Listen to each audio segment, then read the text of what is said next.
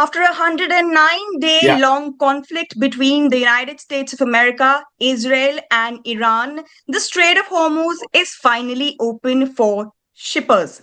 And there is a catch. And the catch is that the memorandum of understanding, which has been signed between the two sides, shows that somewhere down the line, the future of the Strait of Hormuz, through which almost 20% of the world's energy supplies pass through, is now in the hands of two countries which have their territorial waters in the region, the countries of Iran and Oman. And in fact, the MOU says that the two nations will discuss within themselves about the future of the mechanism of how shipping and other things have to be proceeded from the Strait of Hormuz in the future. Now, what does this mean for the shipping industry across the world, and especially India, whose dependence on the Persian Gulf has been exposed during this long conflict, especially in the sector of the LPG? And we've seen how India has been deeply dependent on the Persian Gulf, especially for its LPG supplies. And although the government has diversified its imports of crude, LNG, it was the LPG sector that made it most difficult to bring in more supplies. And to discuss the impact of this phenomena on India's shipping industry, I have with me somebody who knows most of the shipping industry of the country through its very in-depth nature. I have with me SM Halbe Saab, the CEO of the Maritime Association of Shipowners, Ship Agents, and Ship Managers. So, welcome to India Abroad. Thank you so much for talking to us. This has been a very difficult kind of a phase for all of us, especially in India and across South Asia, if I may say so. In fact, some of the countries have been forced to undertake austerity measures. Now, looking at the current scenario, we've seen that Iran has openly declared that it is now going to start charging a maritime service fee, that they're terming it, from the ship owners that want to have passage through the Strait of Hormuz. What do you make of this situation, and how do you think that this is going to impact the shipping industry in the coming days? good morning to you, Shika. Yes, we are living in difficult times, but the last 3 months or 3.5 months have not just been difficult, they have been turbulent as well, because of the seesaw. And especially when the parties in conflict have been making even statements which have been conflicting, which sort of puts a spanner in the works and brings in a lot of turbulence and uncertainty.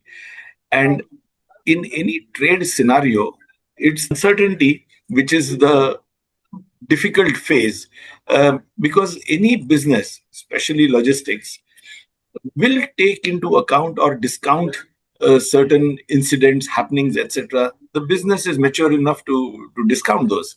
But when you have different statements in the morning and another action in the evening, it's very difficult to discount that. And things come to a grinding halt, which is what had happened in the Persian Gulf conflict.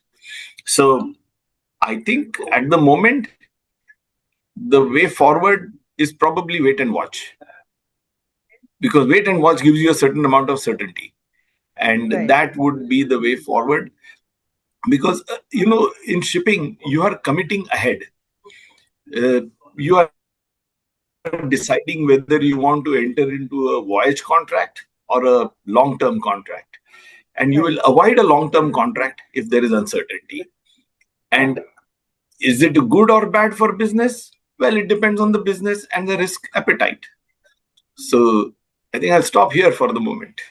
Right. So, what impact is this fee system going to have on shipping and the common man? And I ask this because there have been several articles that have even made up in the mainstream media now, that it is now confirmed that Iran has started asking the ship owners to take a mandatory insurance. And now, while this insurance is free for the next 60 days, the period that has been mentioned in the memorandum of understanding between the two sides, but after these 60 days, that is almost 2 months, there is going to be a fee that is going to be charged for this insurance. So clearly, the Strait of Hormuz is not giving the ship owners a free passage as of now. So how does this translate into the impact on the common man? So far, Strait of Hormuz has been treated as an international waterway. In short, when our ships transited Hormuz, there were some reporting requirements, but that's about it. And there wasn't anything, any payment to be made to anybody. But with Iran deciding on collecting a service charge or a service fee, as they are saying, uh, this will add to the voyage costs. Now, commercially, will it add to the voyage costs, or will there be a discount on the product that is going to be shipped to and from that region? Is a matter of detail, and it is a matter of negotiation and need. Uh, Finally, if the cost does go up, it is the common man which will pay for it, Right. because the price, the landed price goes up, and the need is, the structure there is such right now, or is such that Iraq and Kuwait are not in a position to send their oil to another location for export.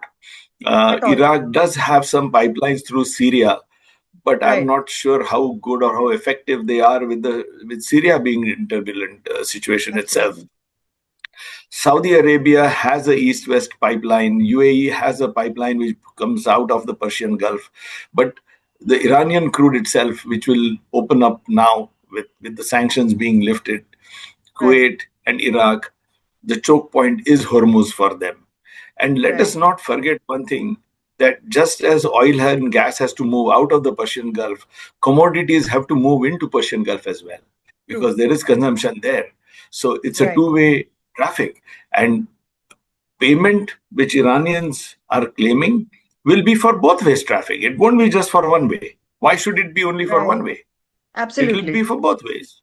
So, once you taste some money, it is difficult to give up on that then. So it will be So for like in both. Hindi we say कि मुंह में खून लग गया है. They say for them, they say it is a right at the end of the Right. day. And they are claiming that it is a service charge for navigation and safety.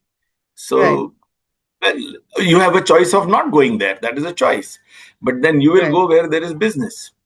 Right. And No, but how do you see Persian this? Like, you just pointed out to you will go where you have business.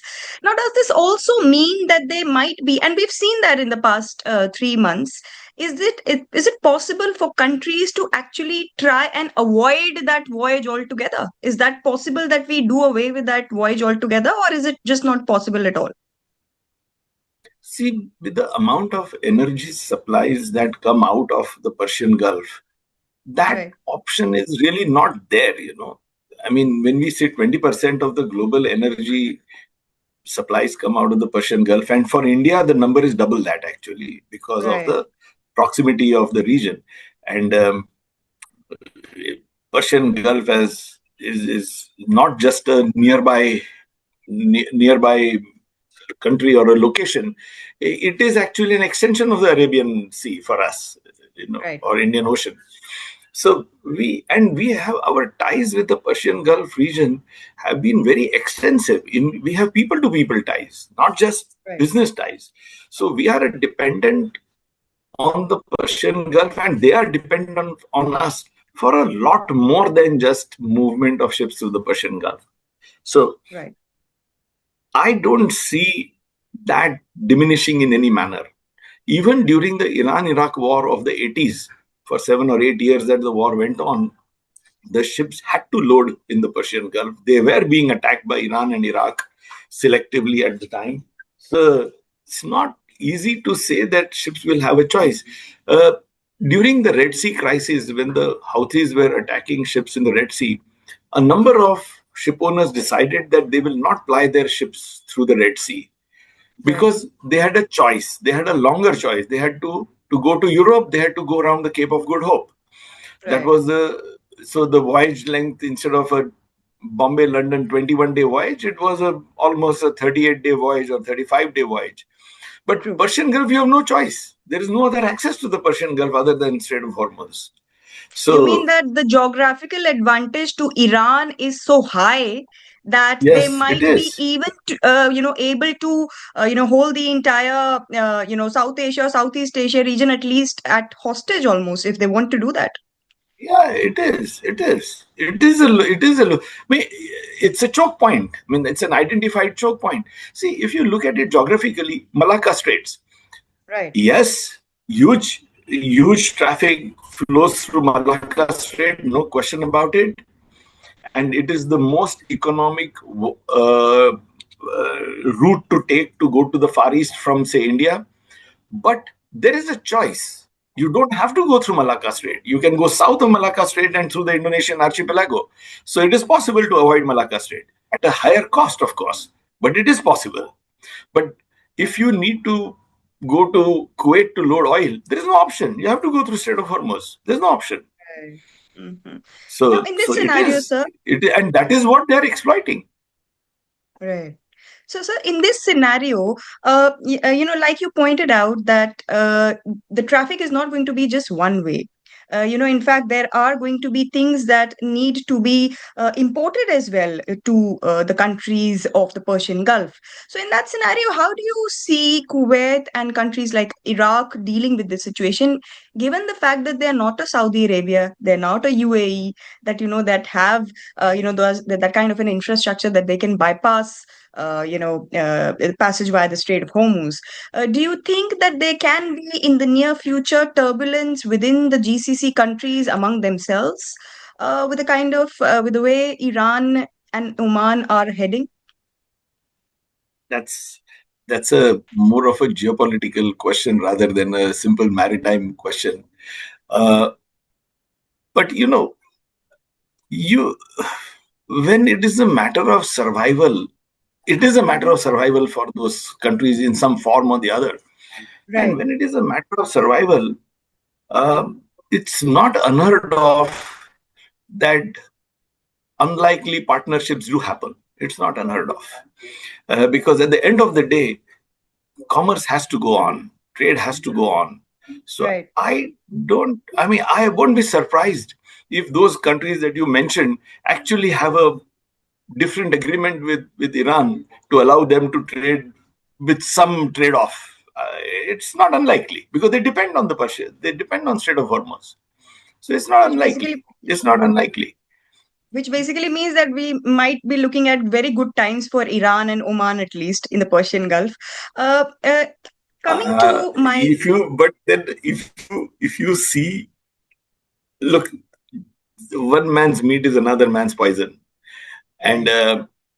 just as if you mention better times for Iran and Oman, but it also means that they will spend because then they're just not going to get the money; they're going to spend the money too, and that could be good for the trade as well. Which means, if you can just Uh, come a little clearer on if that. look, it's just conjecture. If today Oman can import worth a figure, I'm just naming a figure. If Oman's imports are worth $1 billion today, Mm-hmm. your in economics, your expenses and income need to match with each other. Okay, Right. it's a normal business sense. If I'm going to spend Mm-hmm. $1 billion, I need to earn 1.2 billion. Then only I can spend a True. billion. True. So if Oman today is spending $1 billion on imports, it Mm-hmm. has exports also of a billion probably. But now with this Okay. additional income, it will be able to spend more on development, Right. which means imports because they don't have anything. They have to import most of their goods.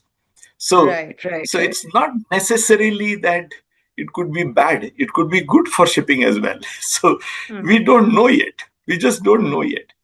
Yeah. Uh, So, During the yeah. 80s, just to tell you, during the 80s, I think mid 80s, there was devastating, devastating famine in Eastern Africa. I think it was Somalia, Ethiopia, Right. one of some of these countries. There was. Right. So they had to import grain. The world stepped in, pitched in, and you may remember that famous song which was there for Africa. All the leading singers had participated in that Yes. song. And the that did give during, and that was a phase when the shipping industry was in deep recession. Okay. But that movement of grain, which was actually sort of free grain from America, Argentina, and some of these countries gave free grain to these Mm-hmm. countries. That helped the shipping industry survive for a few months because of the Right. movement of grain that took place. So, Mm-hmm. unfortunately, famines and wars do support shipping at times. It is unfortunate. Right. Even for that matter, when the operation, that Gulf of 1991, when the Desert Storm operation took place, with Right. the world attacking Iraq, the Hmm. amount of goods that were moved across the oceans into the region gave a lot of boost to the shipping industry because Right. of the Right. requirement of ships. Right. So, like you pointed out, that there's not only going to be, they're not only going to be charging one-way traffic, but it's in fact two-way traffic. So, a lot of things that they import, ship owners bringing the imports would also be likely be charged.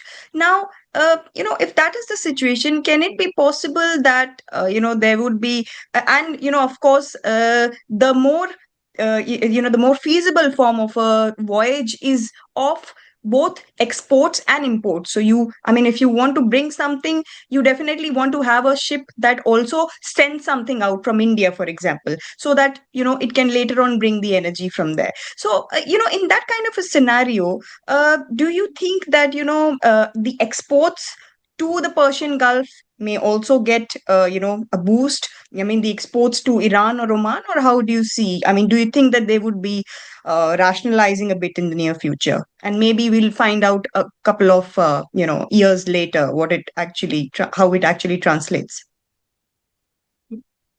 See, shipping is a complex business, but at the same time quite elementary too.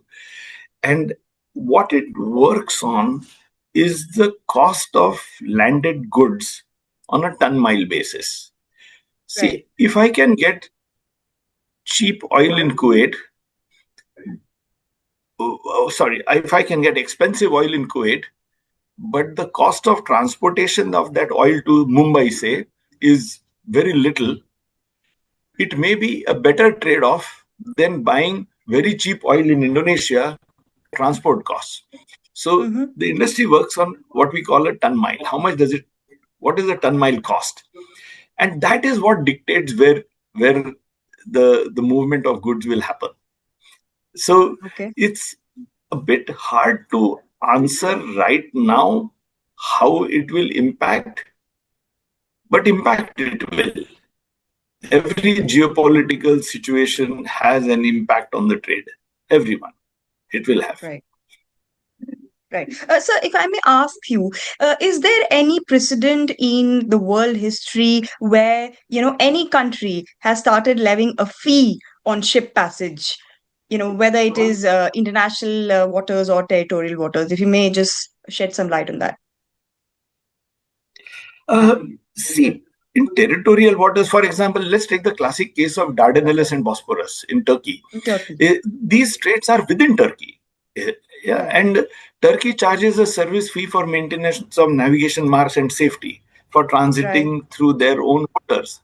But there is a service provided for that. You need a pilotage, you need, the navigation marks are maintained, etc., and safety is also provided. So if you look at Turkey, yes, it is. But is there any, or Suez Canal, Panama Canal, for that matter? They are man-made canals, of course. So there's a cost involved in that. Right. While And services, Dardanelles and they're Bosporus are, providing services as yeah, well. Yeah. they are providing. So is there any other place? Not really, not to my knowledge, where something like this has, where an open sea, or what we have traditionally always called it to be a strait. I mean, can you imagine if Strait of Gibraltar, which controls the, which is a choke point for ships moving between Atlantic Ocean and Mediterranean, if Spain and Morocco, I think it's Morocco, they decide that, okay, they are going to, because the strait is only 20 miles across, that they are going to control, ships there, it will be an absolute disaster. Absolute. Uh, these waters of the Strait of Hormuz are territorial waters, and I studied the subject and I realized that, in fact, the rules of passage via territorial waters under international law may be slightly different. If you would, shed some light on this aspect. I mean, do you think that, there is a significant difference between ship passage via international waters vis-a-vis the territorial waters? How is it in law? There is a subtle difference between transit and free passage or innocent passage. Uh, Territorial waters typically permit innocent passage, while international waters typically permit transit. Now, these are subtle word play which is there in the convention, and each country then uses it to its advantage and the power they have in that area. Um, you know, we have the Gulf of Kutch, which is in Gujarat. We call it our territorial waters because it is, it's hardly 20 miles across. But there are ships from other navies which actually come inside, claiming that, to test us, to claim that it is international waters and they have a right of passage. They do that to see our response, and these are supposed to be our friendly navies. I'm not even talking about non-friendly ones. They do that. Which are these So countries, if you may it's just help us with the names? we will leave it at the moment, but they Okay. do that, and it's a matter of I think it's might is right. And at the end of the day, you are dealing with merchant ships which are technically very innocent. They're just seafarers on board who are moving the ship from A to B in a professional manner, loading the cargo professionally, discharging it professionally, and making sure that the entire movement is seamless and safe. That's all their role is, which sounds very simple. It's quite a complex role actually, but it sounds simple. And they are unfortunately bearing the brunt of this escalated conflict. Sir, Iran is not a signatory to the UN clause, but Oman is. Now, given that the SOH waters include both Iran and Omanian waters, how do you see this, impacting the discussions that they're having at the moment? Do you think that it is justified for the countries to start charging for passage, given that, Oman at least is a signatory to the UN clause?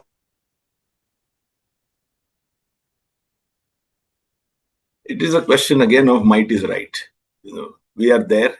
You may have also seen that maybe within the last 3 or 4 weeks that the permission had been given by the Iranian Navy for some of the ships to transit outbound from the Persian Gulf, and yet they shot at them, because there are transcripts available where the ships were attacked and they said, you published the Yes. list and I am number 2 on your list, and yet Yes, you are yes. shooting at me. In So fact, it was one it's of the just a Indian question. seafarers that said it. Yeah. Yes. So it's you can have all the laws in the world, but if you're not going to follow them and just do might is right, I mean, what's the point of having, nobody's reading UNCLOS there at the moment. They are just saying, this is where I come in and this is where I collect. That's what they're doing. So We can have UNCLOS, we can have ITLOS, we can have Treaty of Versailles, we can have territorial waters treaties. All the treaties are in place. But if you don't follow them, what's the point? Under the UN clause, Oman recognizes the right of transit passage for all ships and aircraft through the Strait of Hormuz. And in fact, this guarantees unimpeded navigation through these territorial waters. So, will Oman's decision to, start charging along with Iran mean that it will go against the UN clause altogether? And how do you see the world reacting to it? The US and especially the US Secretary of State has very strongly said that any kind of that is going to be levied is not welcome at all, and it should just not be there. So I mean, do you think that in the coming 2 months, that the window that they've given for negotiations, do you think that we may come to some kind of, the two sides may come to some kind of an arrangement, or do you see that the rigidity that Iran is showing somewhere down the line is going to come in the way of any positive outcome of the negotiations on the shipping front? Iran is saying very clearly what it is going to do, and it is claiming it has a right to do it. What they are saying. UNCLOS also, I think it is clause 42, if I'm not mistaken, which actually loosely worded says something about providing navigation services, etc., etc. It says something. So UNCLOS also recognizes that there could be certain amount of maintenance and facilities that need to be provided for safe navigation. Just to tell you, many countries in the world, including India, whenever any ship comes into our ports from overseas, we charge that ship something called light dues. Okay? These light, we charge. And then the world over, it's a world over practice, except barring a few countries in the world which don't charge. And these light dues typically are meant for maintaining our navigation marks along the coast. So there are lighthouses, there are light buoys, etc. And these lighthouses and light buoys are not used necessarily only by ships coming to India. They are used by ships which are passing by India also. Somebody going from Colombo to Karachi will use the lighthouses for navigation purposes. Right. So it is for them. So now it is an obligation we provide. Okay, and who pays for it? Only ships that come to India pay for it. Otherwise, you don't pay for it. So Right. It's so in this scenario, if because there is a choke point, and now Iran wants to say, I'm providing you safe navigation services, and you need to pay me for that, it's a matter of debate now. Are they providing? Well, even if he puts one light there, he'll say, yeah, this is what I've provided you. The major concern is that the demarcation, what they have done in Oman and Iran. See, the Strait of Hormuz also has shallow patches.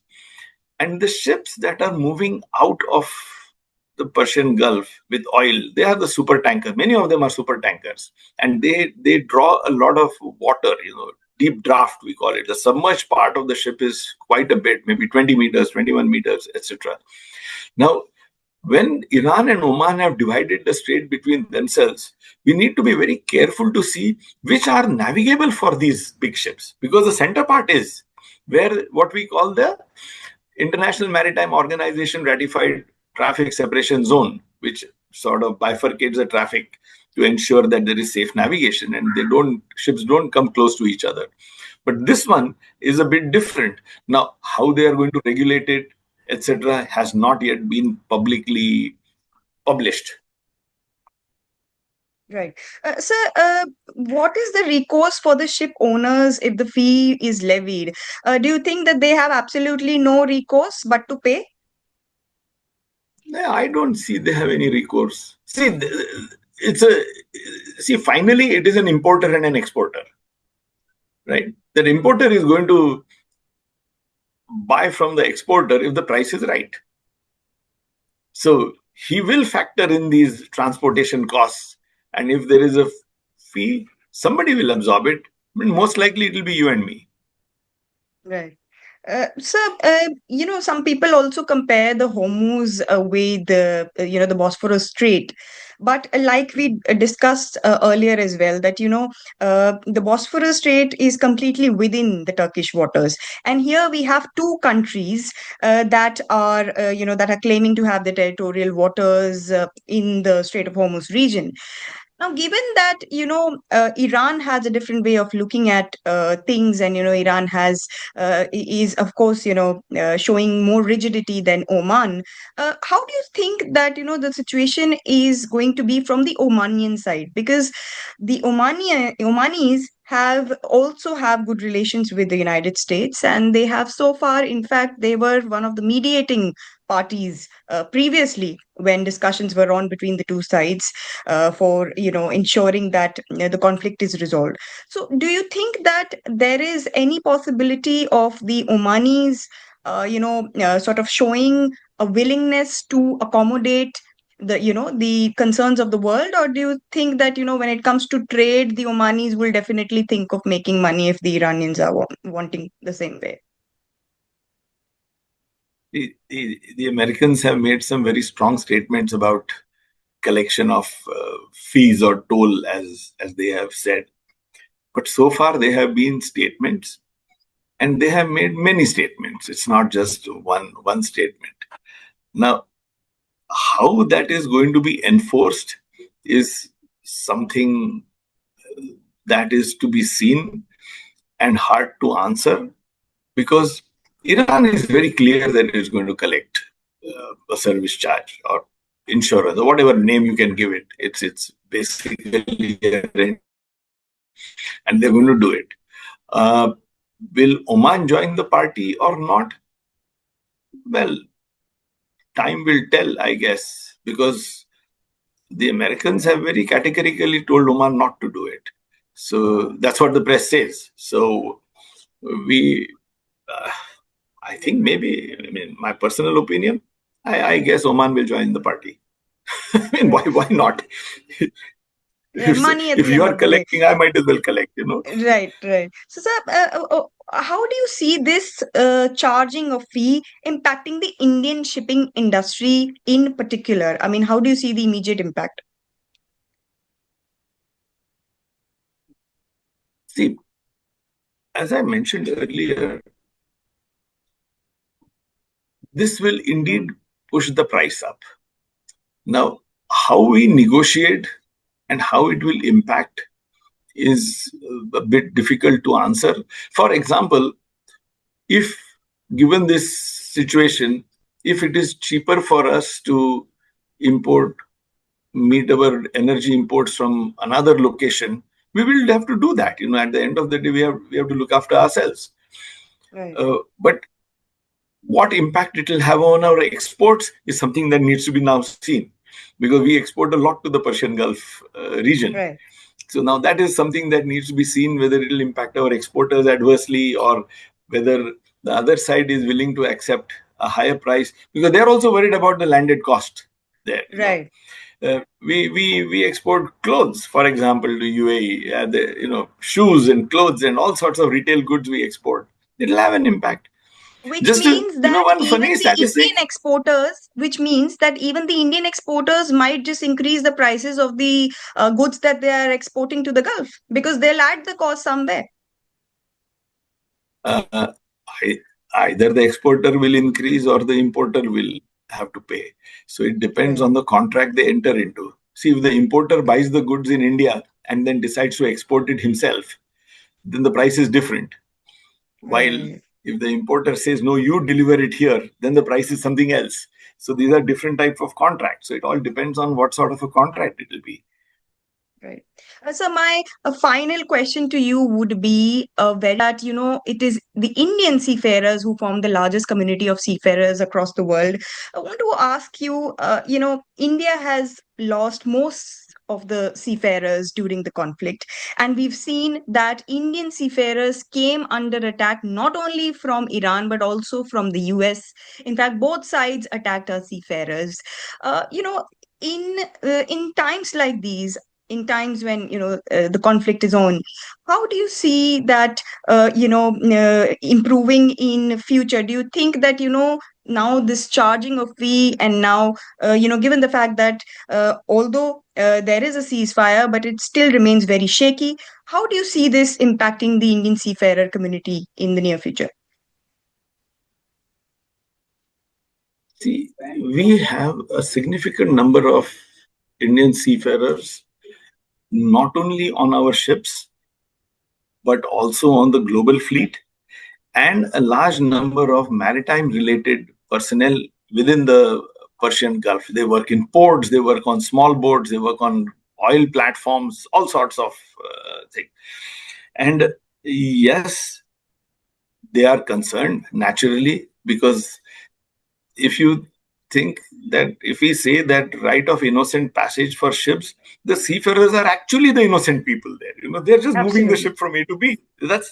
They couldn't care less whether it's Iran or America or UAE or, I mean, they're just going to go load the cargo or discharge the cargo and go out of there. That's all they want to do. And for them, it is indeed very stressful, and it's a unfortunately, because of the profession, it's a choice between a rock and a hard place. Because we trade so much there, so the likelihood of going there is higher.